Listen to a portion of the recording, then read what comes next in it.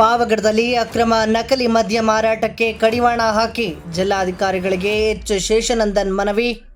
ಪಾವಗಡ ತಾಲೂಕಿನ ಹಳ್ಳಿಗಳು ಹಾಗೂ ಗಲ್ಲಿಗಳಲ್ಲಿ ಪರವಾನಗಿ ಇಲ್ಲದೆ 24 ಗಂಟೆಗಳ ಕಾಲವೂ ಅಕ್ರಮವಾಗಿ ನಕಲಿ ಮದ್ಯ ಮಾರಾಟ ನಡೆಯುತ್ತಿದ್ದು, ಇದರಿಂದ ಬಡ ಕೂಲಿ ಕಾರ್ಮಿಕರು, ಯುವಕರು ಹಾಗೂ ಅಪ್ರಾಪ್ತ ವಯಸ್ಕರು ಮದ್ಯದ ವ್ಯಸನಕ್ಕೆ ಒಳಗಾಗಿ ಮಾರಣಾಂತಿಕ ಕಾಯಿಲೆಗಳಿಗೆ ತುತ್ತಾಗುತ್ತಿದ್ದಾರೆ ಎಂದು ವಕೀಲರ ಸಂಘದ ಮಾಜಿ ಅಧ್ಯಕ್ಷರಾದ ಎಚ್ ಶೇಷನಂದನ್ ಅವರು ಜಿಲ್ಲಾಧಿಕಾರಿ ಶುಭಾ ಕಲ್ಯಾಣ್ ಅವರಿಗೆ ಪತ್ರವನ್ನು ಬರೆದಿದ್ದಾರೆ.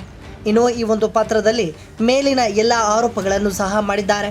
ತಾಲೂಕಿನಲ್ಲಿ ಪೆಟ್ಟಿಗೆ ಅಂಗಡಿಗಳು, ಗೂಡು ಅಂಗಡಿಗಳು, ಹೋಟೆಲ್ಗಳು ಹಾಗೂ ಡಾಬಾಗಳಲ್ಲಿ ಯಾವುದೇ ಭಯವಿಲ್ಲದೆ ಅಕ್ರಮ ಮದ್ಯ ಮಾರಾಟ ನಡೆಯುತ್ತಿದೆ.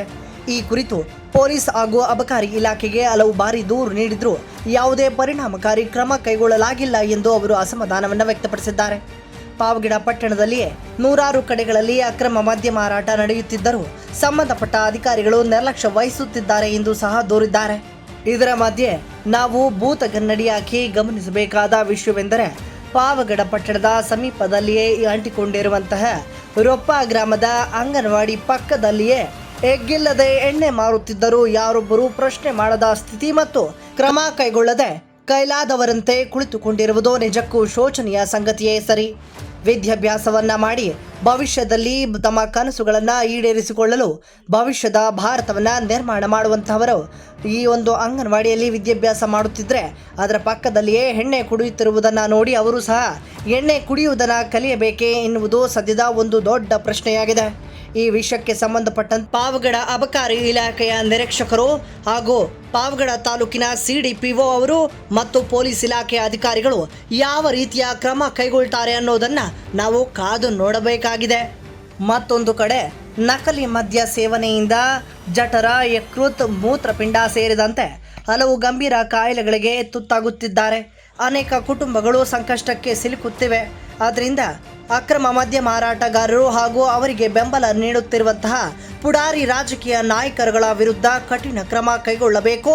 ಪಾವಗಡ ತಾಲೂಕಿನಲ್ಲಿ ಅಕ್ರಮ ಮದ್ಯ ಮಾರಾಟವನ್ನು ಸಂಪೂರ್ಣವಾಗಿ ನಿಯಂತ್ರಿಸಿ ಸಾರ್ವಜನಿಕರ ಜೀವ ರಕ್ಷಣೆ ಮಾಡಬೇಕು ಎಂದು ಜಿಲ್ಲಾಡಳಿತ, ಪೊಲೀಸ್ ಇಲಾಖೆ ಹಾಗೂ ಅಬಕಾರಿ ಇಲಾಖೆ ತುರ್ತು ಕ್ರಮ ಕೈಗೊಳ್ಳಬೇಕು ಎಂದು ಎಚ್ ಶೇಷನಂದನ್ ಅವರು ಆಗ್ರಹಿಸಿದ್ದಾರೆ.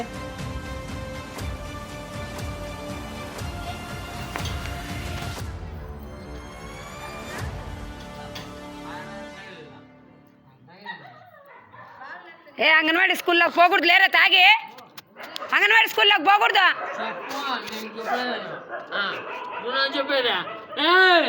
నువ్వు చెప్పే నాకు అవసరం లేదు. నాకు చెప్పి అనడంలోనే నువ్వు నాకు చెప్తావా? మూసుకొని పో.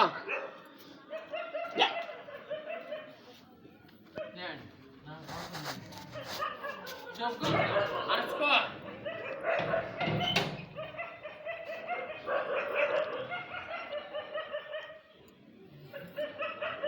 ನಾನು ಸಾಮಾಜಿಕ ಕಾರ್ಯಕರ್ತನಾಗಿ ಸಮಾಜ ಸೇವೆ ಮಾಡಿಕೊಂಡು ಬರ್ತಾ ಇದ್ದೀನಿ.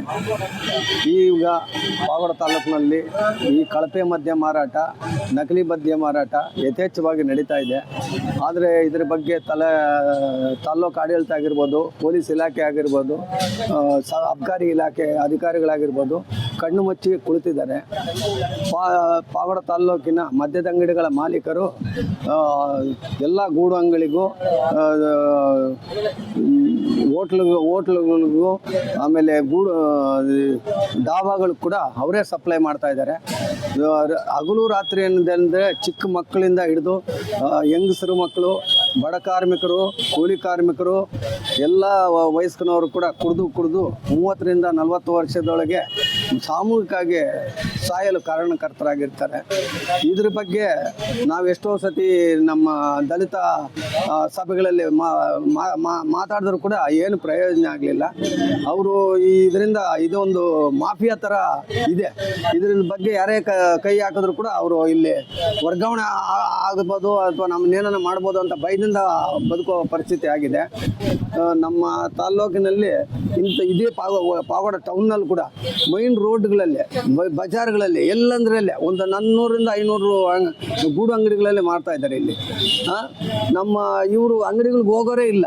ಅವರೇ